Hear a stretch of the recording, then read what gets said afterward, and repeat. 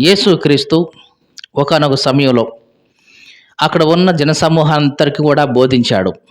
బోధించిన తర్వాత యేసు ప్రభు తన శిష్యులతో అన్నాడు, "మీరు అవతలకు వెళ్ళిపోండి ఆ దరికి" అన్నాడు. అలా వాళ్ళు వెళ్ళిపోతున్నారు. ఆ వెళ్ళిపోతున్న ఆ సమయంలోనే గాలి, వాన వచ్చి ఆ దోణిను అట్లాగా నెట్టేస్తూ ఉంది. వాళ్ళు దరికి కొంచెం దూరంగానే ఉన్నారు. ఆ సమయంలో యేసుక్రీస్తు వాళ్ళ పరిస్థితి ఎరిగి, అప్పటికి యేసుక్రీస్తు సముద్రం అవతల ప్రార్థన చేసుకుంటూ ఉన్నాడు. రాత్రి 4వ జామున వీళ్ళ పరిస్థితి ఆయనకు అర్థమయ్యి, వీళ్ళకు సహాయం చేద్దామనే ఉద్దేశంతో సముద్రం మీద నడుచుకుంటూ వస్తున్నాడు. వీళ్ళు భయంతో ఉన్నారు అప్పటిదాకా. ఎందుకంటే నావంతా కూడా అతలాకుతలమవుతుంది, ఇబ్బంది పడుతున్నారు, గాలి వస్తుంది, హోరు గాలి. ఇవన్నీ చూసి అదే సమయంలో ఒక ఆకారం నడుచుకుంటూ వాళ్ళ దగ్గరికి వస్తుంది చీకట్లో. వీళ్ళు చూశారు, తొందరపడి అనుకున్నారు. ఏమనుకున్నారంటే భూతమే ఇది. ఏమనుకున్నారు? భూతమే అనుకొని తొందరపడి భయపడిపోయారు. ఇక్కడ చదవబడిన మాట అదే. రాత్రి 4వ జామున 25వ వచనంలో, రాత్రి 4వ జామున సముద్రం మీద నడుచుచు ఆయన వారి వద్దకు వచ్చెను. ఆయన సముద్రం మీద నడచటం శిష్యులు చూచి తొందరపడి భూతమని చెప్పుకొని కేకలు వేశారు. మరి యేసు ప్రభువు ఏమన్నాడు?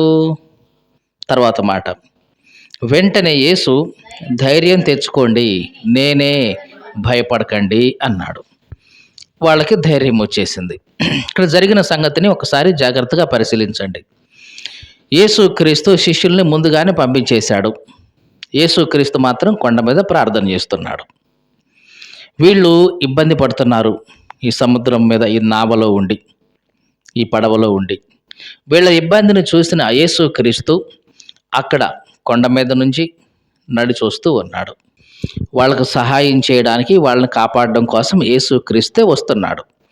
అలా వస్తున్న యేసుక్రీస్తును చూసిన వీళ్ళు ఏమనుకుంటున్నారు? భూతం అని చెప్పుకొని భయంతో కేకలేస్తూ ఉన్నారు. ఇదంతటికీ కారణం దేనివల్ల? భయము. మనుషుల్లో ఏముంది? భయం. ఈ భయముతో వాళ్ళు తొందరపడ్డారు. ఆ తొందరపాటులో యేసు ప్రభువుని ఏమనుకున్నారు? భూతం అనుకున్నారు, కేకలేస్తూ ఉన్నారు. లోకంలో చాలామంది ఇదే పరిస్థితిని ఎదుర్కొంటూ ఉన్నారు. తొందరపాటు. ఏమిటి? తొందరపాటు. చాలామంది ఎదుటి వాళ్ళని అపార్థం చేసుకోవడానికి కారణం ఏంటంటే తొందరపాటు.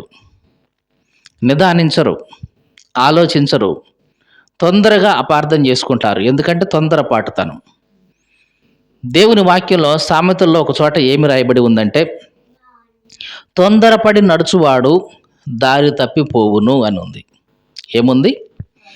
తొందరపడి ఎవరైతే నడుస్తూ ఉంటారో, అంటే తొందరపాటు చేసుకుంటూ ఉంటారో, కంగారుగా ఉంటూ ఉంటారో, వాళ్ళు ఏం చేస్తారంట? దారి తప్పిపోతూ ఉంటారు.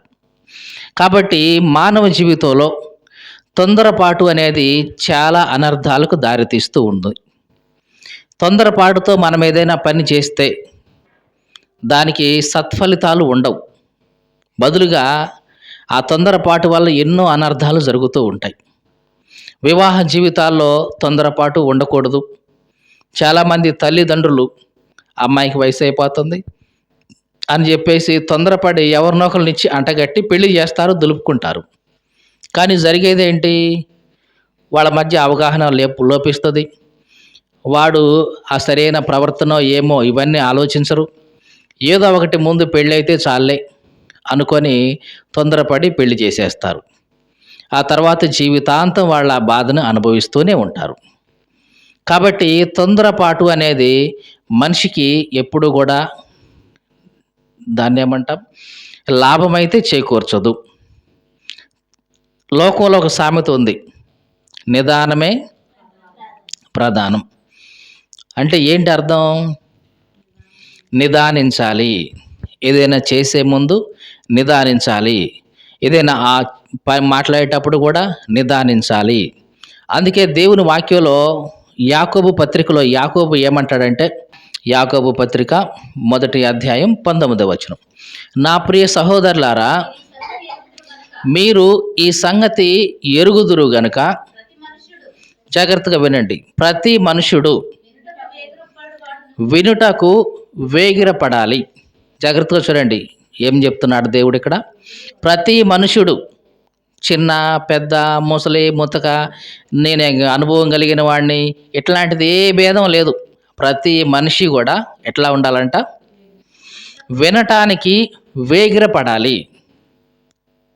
వేగిరపడటం అంటే ఆతృత పడుతూ ఉండాలి, తొందరపడుతూ ఉండాలి. దేనికోసం తొందరపడాలి? వినటానికి. ఎదుటి వాళ్ళు ఏం చెప్తున్నారు, ముందు దాన్ని వినడానికి ముందు వేగిరం ఉండాలి. జాగ్రత్తగా చూడండి, వినటానికి తొందరపడాలి, వేగిరపడాలి. ఇంకా మాట్లాడుటకు నిదానించేవాడై ఉండాలి. చూడండి, వినటానికి తొందరపడాలి అంటే వాళ్ళు ఏం చెప్తున్నారో వినడానికి కాస్త ముందుకు రావాలి. మరి మాట్లాడడానికి నిదానించాలి. తొందరపడి మనం మాట్లాడకూడదు. తొందరపడి మాట్లాడితే ఇదిగో ఈ శిష్యులు యేసు ప్రభువునే, తమ గురువునే భూతం అని అనుకున్నట్లుగా ఉంటుంది. సహాయం చేయడానికి వచ్చిన యేసు క్రీస్తునే మమ్మల్ని మింగేసే భూతం అని చెప్పుకుంటున్నారు. ఇదంతా ఏంటంటే తొందరపాటు. మానవ జీవితంలో మనం కూడా ఇట్లాగే చేస్తూ ఉంటాం. తొందరపాటు వలన ఒక మంచి మనిషిని కూడా మనం ఏం చేసుకుంటాం, అపార్థం చేసుకుంటాం.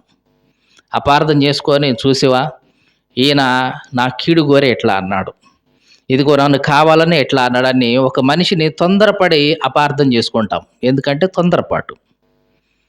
తొందరపాటు వల్ల.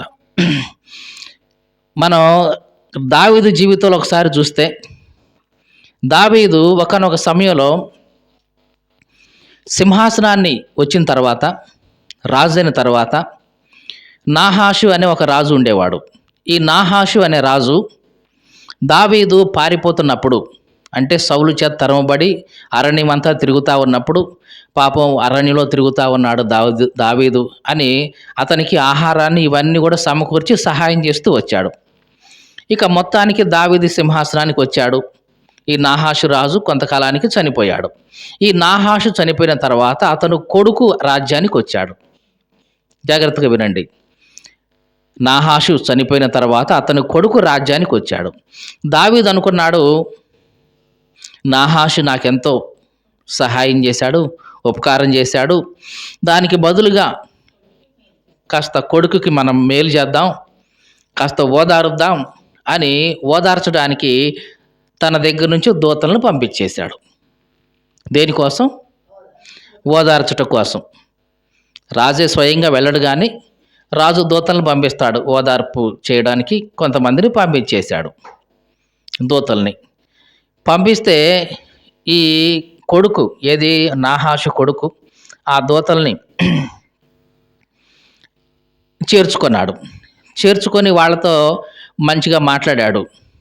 తెల్లారిన తర్వాత వీళ్ళని పంపిద్దాం అనుకున్న టైంలో ఈ మంత్రులు వీళ్ళందరూ కూడా ఈ నాహాషు కొడుకు దగ్గరికి వచ్చి, ఏంటి ఎందుకు వచ్చారు వాళ్ళు దూతలు దావీదు దగ్గర నుంచి నీ దగ్గరికి అని అంటే చెప్పాడు, మా తండ్రి గారు చనిపోయాడు కదా, ఓదార్చడం కోసం దావీదు పంపించాడు అని అంటే, ఏంటిది మంచి మనసుతో వచ్చారనుకున్నావా ఏంటి వాళ్ళు? కాదు, దుర్బుద్ధితో వచ్చారు వాళ్ళు. ఎందుకు? అసలు నీ రాజ్యాన్ని వేగు చూసి, ఎక్కడ ఏముందో అంతా చూసి పోయి చెప్తారు దావీదు వచ్చి యుద్ధం చేసి, ఇదిగో నిన్ను మొత్తం జయించేస్తాడు, నీకు రాజ్యం ఉండదు ఏముండదు అని చెప్పేశారు. వెంటనే ఈ నాహాషు కొడుకు ఏం చేశాడంటే, ఈ వచ్చిన దూతల్ని అవమానించి పంపించేశాడు. అంటే వాళ్ళు వేసుకున్న వస్త్రాన్ని కూడా ముక్కలుగా చించేసి, కట్ చేసి, వాళ్ళ గడ్డాలన్నీ గొరికించి అవమానపరిచి పంపించేశాడు. ఈ వార్త దావీదుకు చేరింది. ఇదిగో అయ్యా, నువ్వు మంచి ఉద్దేశంతో మంచి మనసుతో ఓదార్చడం కోసం పంపించా వీళ్ళని, ఇదిగో నీ దగ్గర నుంచి వెళ్ళిన వీళ్ళని ఇదిగో నాహాషు కొడుకు ఇట్లా చేసి అవమానించి పంపించేశాడు, మరి ఏం చేస్తారో చేయండి అంటే దావీదుకి అప్పుడు మొదలేసి, నేను మంచి ఉద్దేశంతో నేను పంపిస్తే దూతల్ని, నీ తండ్రికి నాకున్న సంబంధాన్ని బట్టి నేను ఓదార్చడం కోసం పంపిస్తే అట్లాంటి వాళ్ళను నువ్వు అవమానిస్తావా అని దావీదు యుద్ధాన్ని చేసి ఆ రాజ్యాన్ని మొత్తాన్ని ఆక్రమించేశాడు. చూడండి ఏమి జరిగింది? ఎవరో చెప్పిన మాటలు విని తొందరపాటు వలన ఈ ఏమయ్యాడు? రాజ్యాన్ని పోగొట్టుకున్నాడు. చాలాసార్లు ఇదే కాదండి, చాలాసార్లు మనుషులుగా మనం కూడా తొందరపాటు వల్లనే చాలా సంబంధాలను కోల్పోతూ ఉంటాం. కొన్నిసార్లు తల్లిదండ్రులను పోగొట్టుకుంటాం, కొన్నిసార్లు బంధువులను పోగొట్టుకుంటాం, కొన్నిసార్లు స్నేహితులను పోగొట్టుకుంటాం. దీని అంతటికీ కారణం ఏంటంటే తొందరపాటుతో మాట్లాడేస్తాం. ఆ తొందరపాటుతో మాట్లాడడం ఆ మాటలే ఇదిగో వాళ్ళకి మనకి మధ్య దూరాన్ని పెంచేస్తూ ఉంటాయి. అందుకనే దేవుని వాక్యంలో దేవుడు ఏం చెప్తున్నాడంటే మాట్లాడడానికి ఎట్లా ఉండాలంట? నిదానించాలి, తొందరపడి మాట్లాడకూడదు, కాస్త ఆగి ఆలోచించి మాట్లాడాలి. ఇంకా ఏం చెప్తున్నాడు? ప్రతి మనుషుడు వినుటకు వేగిరపడువాడును, మాట్లాడుటకు నిదానించువాడును, కోపించుటకు నిదానించువాడునై ఉండాలి. ఇంకా నిదానం ఏ విషయంలో ఉండాలంట? కోపగించే విషయం నిదానంగా ఉండాలి. కోపగించుకొని అనవసరంగా తొందరపడొద్దు. కోపగించుకోవడానికి కూడా ఏముండాలి? నిదానంగా ఉండాలి. ఏ కారణం ఉంది కోపగించుకోవటానికి? మీకు అర్థమైందా? కోపగించుకున్నామంటే దాని వెనకాల ఒక కారణం ఉండాలి, బలమైన కారణం. ఆ కారణం ఏమీ లేకుండా అనవసరంగా కోపగించుకుంటే ఎదుటి వాళ్ళు మన మీద శత్రుత్వం పెంచుకుంటారు. అది పిల్లలైనా సరే, పెద్దలైనా సరే, ఎవరైనా సరే అకారణంగా వాళ్ళ మీద కోపగించుకుంటే తెలియకుండానే ఒక రకమైన ద్వేషాన్ని వాళ్ళ హృదయంలో పెంచుకుంటారు. కాబట్టి కోపించటానికి కూడా ఏముండాలి? ఒక నిదానించాలి. ఏంటి కారణం? ఈ విషయంలో కోపపడటం న్యాయమేనా అని ఆలోచించి అప్పుడు కోపగించుకోవాలి. ఎందుకంటే నరుని యొక్క కోపం తర్వాత మాటలో రాయబడింది 20వ వచనంలో, నరుని కోపం దేవుని నీతిని నెరవేర్చదు. అంటే నువ్వు కోపగించుకొని చేసిన అంత మాత్రాన దేవుని నీతి నెరవేర్చేది కాదు అది. కాబట్టి ఇక్కడ రాయబడిన మాట జాగ్రత్తగా చూద్దాం. వినడానికి వేగిరపడాలి. మరి ఏ ఏ విషయంలో నిదానించాలి? మాట్లాడడానికి ఏం చేయాలి?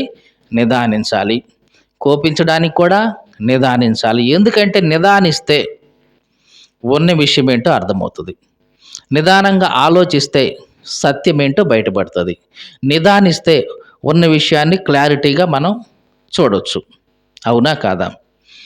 ఈ శిష్యులు గనక యేసుక్రీస్తుని నిదానించి చూస్తే గనక మీకు అర్థమైందా? ఇప్పుడు మనం చదువుకున్న వాక్య భాగంలోనికి వద్దాం. మత్తయి సువార్తలోనికి రండి. ఇక్కడ శిష్యులు ఏం చేశారు? తొందరపడ్డారు, చూశారు. ప్రభువుని కాస్త ఏమనుకున్నారు? వీళ్ళు భూతం అనుకున్నారు. దీనికి అంతటికి కారణం ఏంటంటే తొందరపడ్డారు. తొందరపడినప్పుడు జరిగిన అనర్థం ఏంటి? సహాయం చేయడానికి వచ్చిన యేసుక్రీస్తుని వీళ్ళు ఏమనుకుంటున్నారు? భూతమని చెప్పుకుంటున్నారు. ఇందాకలో చెప్పిన దావీదు విషయంలో కూడా అదే జరిగింది కదా. సహాయం చేయడం కోసం మంచి మనసుతో దావీదు దూతలను పంపిస్తే ఈ నాహాషు కొడుకు ఏం చేశాడు? తొందరపడి వీళ్ళని అవమానించాడు. దానివల్ల కీడు తెచ్చుకున్నాడు. మానవ జీవితంలో కూడా ఇది 100కి 100 పాళ్ళు సత్యం. అందుకనే యేసు ప్రభు ఎప్పుడు కూడా తొందరపడి ఏది మాట్లాడలేదు. చాలామంది పరిసయ్యులు వచ్చారు, శాస్త్రులు వచ్చారు, ఎన్నో ప్రశ్నలు అడిగారు. కానీ యేసుక్రీస్తు ఎప్పుడు కూడా ఆవేశంగా సమాధానం చెప్పలేదు, తొందరపడి సమాధానం చెప్పలేదు. ఆయన నిదానంగానే ఆలోచించి ఆగి సమాధానం చెప్పేవాడు. కాబట్టి తొందరపాటు అనేది మానవ జీవితంలో అనర్థాన్ని కలిగిస్తుంది. ఈ తొందరపాటు అనేది అదిగో ఎదుట ఉన్న మనిషిని మనిషిలాగా చూడదు, భూతంలాగా చూపిస్తూ ఉంటుంది. లోకంలో చాలామంది కూడా ఇప్పుడు కూడా యేసుక్రీస్తుని అర్థం చేసుకునే విషయంలో తొందరపడుతూ ఉన్నారు. మీరు చాలామందిని చూడండి, యేసుక్రీస్తు అనగానే ఆయన ఒక దేవుడిగా మంచి మనసుతో అంగీకరించే వాళ్ళకంటే కూడా యేసుక్రీస్తు అనగానే ఆయన ఏదో విదేశీ మతం అన్నట్లుగా, క్రైస్తవ్యం అనగానే అదేదో భారతదేశంది కాదు వేరే దేశం నుంచి వచ్చింది అన్నట్లుగా వాళ్ళు భావించి ఒక భూతంలాగా చూస్తూ ఉన్నారు క్రైస్తవ్యాన్ని ఈ రోజుల్లో. యేసుక్రీస్తు అనగానే ఆయన ఒక పరాయి దేవుడిలాగా చూస్తున్నాడు మనిషి ఈనాడు. కానీ నిజానికి ఒక విషయాన్ని మనం గుర్తుంచుకోవాలి. దేవుడు అనే ఈ మాట ఏదైతే ఉందో అది విశ్వానికి అంతటికి సంబంధించింది. మీకు అర్థమైందా? మళ్ళీ చెప్తున్నాను. దేవుడు అంటే ఈ సర్వ సృష్టికి సంబంధించిన వాడే దేవుడు. చాలామంది కొన్ని దేవతలను చూపించి ఈ దేవుడండి మా ఇలవేలుపు అండి అంటారు. ఇలవేలుపు అంటే ఇంటి దేవత, ఇంటి దేవుడు. అంటే ఆ దేవత లేదా ఆ దేవుడి యొక్క ప్రభావం ఎంతవరకు? మా ఇంటోళ్ళ వరకే దేవుడండి ఈయన. కొంతమంది గ్రామ దేవతలు ఉంటాయి. అంటే వాళ్ళు ఎంతవరకు దేవుళ్ళు అంటే ఆ గ్రామానికే. అసలు దేవుడు అనే పదం ఒక కుటుంబానికి సంబంధించింది కాదు, గ్రామానికి సంబంధించింది అంతకంటే కాదు. మరి మా రాష్ట్రానికి సంబంధించిన దేవుడు మా వీధికి అంటానికి లేదు. పోనీ మా దేశం వరకే ఈ దేవుడు అంటానికి లేదు. అసలు దేవుడు అంటేనే ఈ సర్వ సృష్టిని సృష్టించిన ఆయన దేవుడు. అంతేగాని ఇంటికో దేవుడు, వీధికో దేవుడు, రాష్ట్రానికో దేవుడు, దేశానికో దేవుడు లేడు. మరి ఉన్నారు అంటే ఇవన్నీ మనం పెట్టుకున్నాయి కదా, ఇవన్నీ మనం పెట్టుకున్నాయి. నిజానికి ఈ విశ్వం అంతటిని సృష్టించిన దేవుడు ఒక్కడు మాత్రమే. కాబట్టి దేవుడు అంటే విశ్వానికి అంతటికి సంబంధించిన వాడు. అంతేగాని ఈ దేశానికి సంబంధించిన వాడు దేవుడు, మా దేశానికి సంబంధించిన వాడు అని అంటున్నామంటే అది నిజం కాదు. ఒకవేళ అంటున్నామంటే అవి నువ్వు సృష్టించుకున్నాయి తప్ప నిజమైతే కాదు. దేవునికి స్తోత్రం కలుగును గాక. హల్లెలూయా. కాబట్టి తొందరపాటు మానవ జీవితంలో సరైంది కాదు. యేసుక్రీస్తు ఇదే మనకి ఈ రాత్రికాల సమయంలో చెప్తూ ఉన్నాడు. ఈ శిష్యులు ఏం చేశారంట? తొందరపడ్డారు. మానవ జీవితంలో తొందరపడితే ఇదిగో జరిగే అనర్థం ఇదే. యేసుక్రీస్తు మంచి మనసుతోనే సహాయం చేద్దామని వచ్చాడు. కానీ వీళ్ళేమనుకుంటున్నారు? ఆయన్ని భూతమని చెప్పుకొని భయపడి కేకలేస్తూ ఉన్నారు. చాలాసార్లు ఒక మనిషి మంచి మనసుతోనే మంచి ఉద్దేశంతో మనకు సహాయం చేద్దామని వస్తుంటాడు. కానీ మనమేం చేస్తూ ఉంటాం? ఇదిగో ఈ వీళ్ళలాగానే తొందరపడి అపార్థం చేసుకుంటూ ఉంటాం. మాకేదో నష్టం కలిగించడానికే వీళ్ళు ఇట్లా ఆలోచన ఇచ్చారు అనుకుంటాం.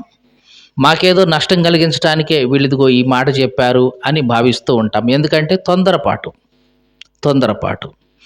అందుకనే ఈ తొందరపాటు గురించి దేవుడు మనతో చెప్తున్నాడు. తొందరపాటు అనేది ఉండకూడదు. నిదానించు.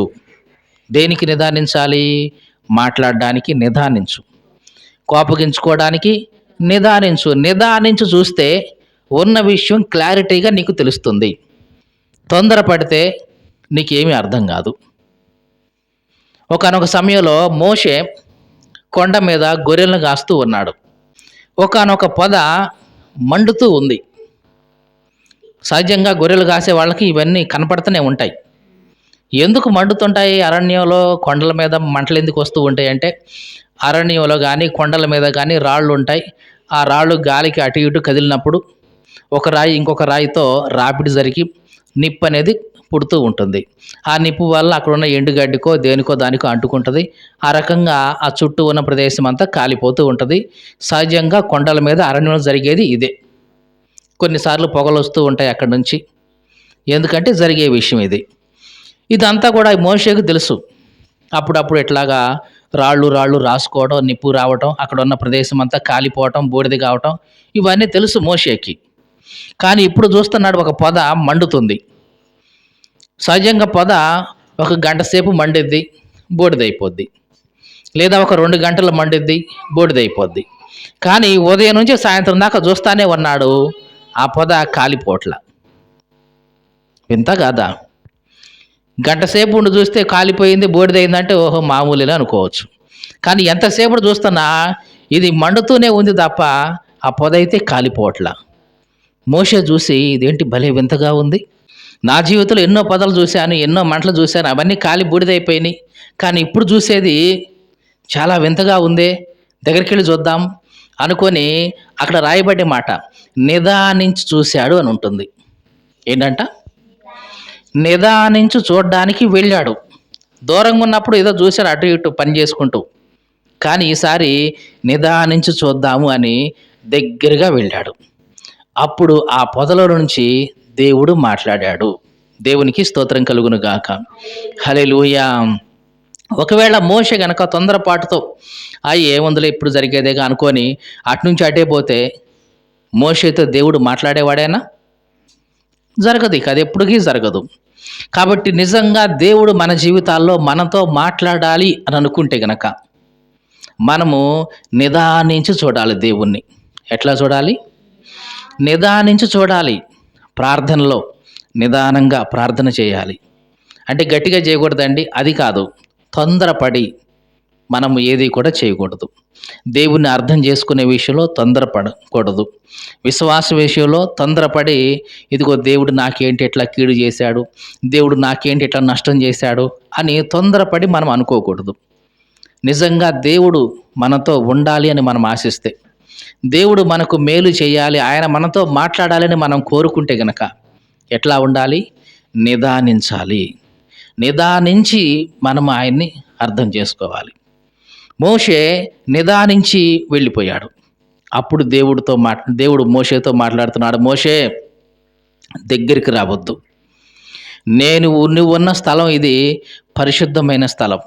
నీ చెప్పులు విడిచి నా దగ్గరికి రా అన్నాడు. అంటే చెప్పులు విడిచేసి దగ్గరికి వెళ్ళిపోతే అప్పుడు చెప్పాడు, నేను ఇదిగో అబ్రహాము దేవుణ్ణి, ఇస్సాకు దేవుణ్ణి, యాకోబు దేవుణ్ణి. ఐగుప్తులు నా ప్రజలు పడే బాధ నేను చూశాను. నిన్ను వాళ్ళ దగ్గరికి పంపిస్తాను, రా అని అప్పుడు పిలిచాడు దేవుడు. ఇదంతా కూడా మోషేకి ఈ దర్శనం ఎట్లా దొరికింది? దేవుడు ఇతన్ని ఎట్లాగా మాట్లాడాడు, ఎట్లా మోషేని నాయకుడిగా నియమించాడు? దీని అంతటికీ కారణం ఏంటంటే మోషే నిదానించి వెళ్ళాడు. అక్కడికి నిదానంగా పరిశీలించాలి అని దగ్గరికి వెళ్ళాడు. మన జీవితంలో కూడా ఇది 100% సత్యం. మనం ఎప్పుడైతే నిదానించి ప్రభు దగ్గరికి వెళ్తామో, నిదానించి ఆయన్ని అర్థం చేసుకుంటామో, ఒకటి దేవుడు మనతో మాట్లాడతాడు. ఇంకో 2 దేవుడు మన పరిస్థితిని మనకు చెప్తాడు. ఇక 3 దేవుడు మనలను ఇదిగో ఇతరుల కొరకు ఒక నాయకుడిగా ఉంచుతాడు. మీకు అర్థమైందా? మోషేతో దేవుడు మాట్లాడాడు. ఒకటి, మోషే యొక్క పరిస్థితి వివరించాడు, ఐగుప్తు యొక్క పరిస్థితి చెప్పాడు, నేను నాయకుడిగా నియమిస్తున్నాను రా అని చెప్పాడు. మోషే అన్నాడు, నాదేముంది నాయన, నేను నోటి మాంద్యం కలిగిన వాడిని. నోటి మాంద్యం అంటే నాలుక మందం అన్నమాట. మీకు అర్థమైందా? నోటి మాంద్యం అంటే నాలుక మందం అన్నమాట. మాట తొందరపడి బయటికి తొందరగా రాదు బయటికి. అంటే ఒక మాటలో చెప్పాలంటే నత్తి కూడా అంటారు కొంతమంది. నత్తి అనే కంటే కూడా మాట త్వరగా బయటికి రాదు. అదేంటి మరి? అంతకుముందు దేవుని వాక్యంలో ఏముందంటే అపోస్తుల కార్యాల్లో మోషే మాట్లాడడంలో కానీ దేవుని జ్ఞానంలో కానీ ప్రవీణుడు, సకల విద్యల్లో ప్రవీణుడు అని ఉంది. మోషే ఒకానొకప్పుడు రాజ సన్నిధిలో పెరిగినప్పుడు, రాజకుమారు కొడుకుగా పెరిగినప్పుడు భాషల యందు, మాట్లాడట యందు అతడు అన్ని విషయంలో సకల విషయాల్లో ప్రవీణుడు అని ఉంది. మరి అంత ప్రవీణుడు ఇప్పుడు ఏమంటున్నాడు? నోటి మాంద్యం కలిగిన వాడిని, నాలుక మాంద్యం కలిగిన వాడిని అంటున్నాడు. అంటే ఏం జరిగింది 40 సంవత్సరాల్లో? అంటే మాట్లాడేది లేదు అసలు. మీకు అర్థమైందా? 40 సంవత్సరాలు అరణ్యంలో మోషే గొర్రెలు కాశాడు. ఆ గొర్రెలు కాసేటప్పుడు మోషే మాట్లాడిన భాష ఏముంది? ట్రర్ తురు తురు అని గొర్రెలు అంటాం తప్ప ఏ ప్రసంగాలు చేసింది లేదు, ఎవరితో ఏం మాట్లాడింది లేదు. పగలంతా ఆ భాష, గొర్రెల భాష మాట్లాడడం, సాయంత్రంకి వచ్చేకి నిద్రపోవటం, తిని నిద్రపోవటం. 40 సంవత్సరాలు మాట్లాడకుండా ఉంటే ఏ మనిషికి ఇక ఏం మాట్లాడతాడు? మీరు ఒకసారి ఎప్పుడన్నా ఒక్కసారి ఒక ప్రయోగం చేసి చూడండి. ఒక నెల రోజులు ఏం మాట్లాడకుండా ఉండి చూడండి. ఆ తర్వాత మాట్లాడడానికి ప్రయత్నం చేయండి. నాలుక ఎంత మందంగా ఉంటుందో. మాట్లాడాలి, ఒక మాట కూడా రాదు, మాట రాదు. ఎందుకంటే అలవాటు అయిపోయింది ఇక దానికి, నోట్లోంచి రాదు ఇక మాట. 40 సంవత్సరాలు మోషే ఏం మాట్లాడకుండా అట్లాగే ఉండిపోయాడు. మహా అయితే ఏదో 1-2 మాటలు మాట్లాడతాడు రాత్రికి వచ్చి. పైగా అరణ్యంలో ఉంటే కొన్ని రోజులు, నెలలు అట్లాగే ఉండిపోవాలి అరణ్యాల్లో. ఇక్కడ మాట్లాడడానికి కానీ ఏమి ఉండదు. ఆ గొర్రెల్ని అటు ఇటు అల్లించడం తప్ప ఏముండదు. 40 సంవత్సరాలు అట్లా గొర్రెలను కాసిన మోషేకి నాలుక మాంద్యం వచ్చేసింది. నోటి మాంద్యం వచ్చేసింది. అందుకే దేవునితో అంటున్నాడు, నాయనా నేను నోటి మాంద్యం కలిగిన వాడిని, నాలుక మాంద్యం కలిగిన వాడిని, నా వల్ల కాదు, ఎవరినన్నా కాస్త తగిన వాళ్ళని పంపించు అంటే దేవుడు అన్నాడు, లేదు నువ్వే వెళ్ళాలి, నీకు నేను అద్భుతాలు ఇస్తున్నా, ఆశ్చర్యకార్యాలు ఇస్తున్నా, ఇదిగో నువ్వు వెళ్ళు అని చెప్పాడు. దేవుడు ఇంత ఘనత, ఇంత గొప్పతనం మోషేకి ఇవ్వడానికి మోషే చేసిన పని ఏమిటి చెప్పండి? నిదానించి చూడాలి అని ఆ పొద దగ్గరికి వెళ్ళాడు. అదే తన జీవితంలో గొప్ప మలుపును తిప్పింది. మన జీవితంలో కూడా నిదానించి చూడాలి అనే దేవుని దగ్గరికి మనం వెళితే, నిదానంగా మనం ఆయన అర్థం చేసుకుంటే మన జీవితాన్ని అంతటినీ కూడా దేవుడు మార్చేస్తాడు. దేవునికి స్తోత్రం కలుగును గాక. హల్లెలూయా. ఇక్కడ మనం చదువుకున్న మాటలో శిష్యులు తొందరపడి యేసు ప్రభుని భూతం అని చెప్పుకొని భయంతో కేకలేశారు. తొందరపడిన వీళ్ళని నీవు నేనైతే ఆ స్థానంలో ఉంటే, యేసు ప్రభు స్థానంలో ఉంటే ఏం చేస్తాం? ఏరా నేనేదో మీకేదో సహాయం చేద్దామని నా ప్రార్థన పక్కన పెట్టి అక్కడ నుంచి సముద్రం మీద నడుచుకుంటూ మీకోసం వస్తే మీరు ఎట్లా అనుకుంటున్నారు? నన్ను భూతంలాగా కనపడుతున్నా మీ కంటికి? పోండి, మీ సావు మీరు చావండి, అసలు మీకు సహాయమే చేయనని అటు నుంచి అట్టే వెనక్కిపోతాం. ఎందుకంటే మంచి ఉద్దేశంతో వస్తే వీళ్ళు ఏమంటున్నారు? భూతం అని చెప్పుకుంటున్నారు.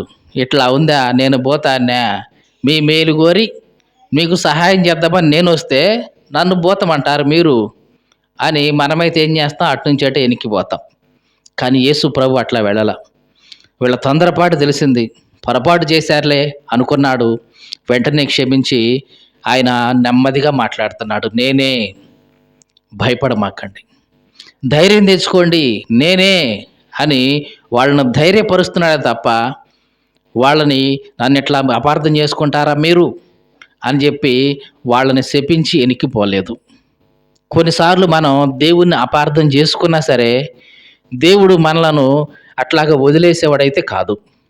మరలా ఆయన దగ్గరికే వస్తాడు. నేనే నేను రక్షించేవాడిని, నేనే నిన్ను కాపాడేవాడిని అని ధైర్యం చెప్పి నిన్ను ఆయన ముందుకు నడిపిస్తాడు తప్ప నిన్ను విడిచిపెట్టి వెనక్కిపోయేవాడైతే కాదు. దేవునికి స్తోత్రం కలుగునుగాక. హల్లెలూయా. ఇవన్నీ ఎందుకు చెప్తున్నామంటే యేసు క్రీస్తును మనం అర్థం చేసుకోవటానికి నిదానించాలి. యేసు క్రీస్తును మాత్రమే కాదు, ఈ లోకంలో ప్రతి మనిషిని కూడా అర్థం చేసుకోవటానికి నిదానించాలి. భార్య భర్తను అర్థం చేసుకోవాలంటే కాస్త టైం పడుతుంది. ఎందుకు? అన్ని విషయాలు నిదానంగా తెలుస్తాయి. అతని మనసు ఏంటో, ఆలోచన ఏంటో ఇవన్నీ కూడా తెలియాలంటే టైం పడుతుంది. ఎందుకంటే నిదానంగా తెలుస్తాయి అవన్నీ. కాబట్టి ఒక మనిషి మన గురించి మంచి ఆలోచిస్తున్నాడా లేక చెడు ఆలోచిస్తున్నాడా అని తెలుసుకోవడానికి నిదానించాలి. తొందరపడి ఆ 1-2 సందర్భాలని అర్థం చేసుకొని ఒక స్టేట్మెంట్ మనం ఇవ్వకూడదు. అలా ఇస్తే తొందరపాటు పడిన వాళ్ళం అవుతాం. ఆ తొందరపాటు వల్ల మనకు నష్టమే తప్ప లాభం అయితే రాదు. దేవునికి స్తోత్రం కలుగును గాక. హల్లెలూయా. కాబట్టి క్రైస్తవ జీవితంలో కూడా నిదానించుదాం. ప్రార్థన చేస్తూ ప్రభువుని అర్థం చేసుకుందాం. ఆయన మనకైతే ఎప్పుడూ కీడు చేసేవాడు కాదు. మనకు మేలు చేయాలనే దేవుని యొక్క ఆశ ఎప్పుడూ కూడా. పరలోకం నుంచి నీ కోసం భూమి మీదకి వచ్చిన దేవుడు నీ కీడు చేసేవాడా? నీ కోసం ప్రాణం పెట్టిన దేవుడు నీ కీడు చేస్తాడా? నీ కోసం రక్తం గార్చిన దేవుడు నిన్ను నష్టానికి వదిలేస్తాడా? వదిలేయుడు. కాబట్టి తొందరపాటు అనేది మన జీవితంలో ఎప్పుడూ ఉండకూడదు. కాబట్టి ఒక తీర్మానం చేసుకుందాం, ప్రార్థన చేద్దాం. దేవా, ఇంతకాలం నా జీవితంలో ఒకవేళ తొందరపడి నిన్ను అపార్థం చేసుకున్నానేమో, తండ్రి నన్ను క్షమించు దేవా, నిదానించే కృప నాకు దయచేయి. మనుషుల్ని అర్థం చేసుకోవటంలో కానీ దేవుణ్ణి అర్థం చేసుకోవటంలో కానీ నిదానించే వాడికి నన్ను చెయ్యి ప్రభువా అని ప్రార్థన చేసుకుందాం.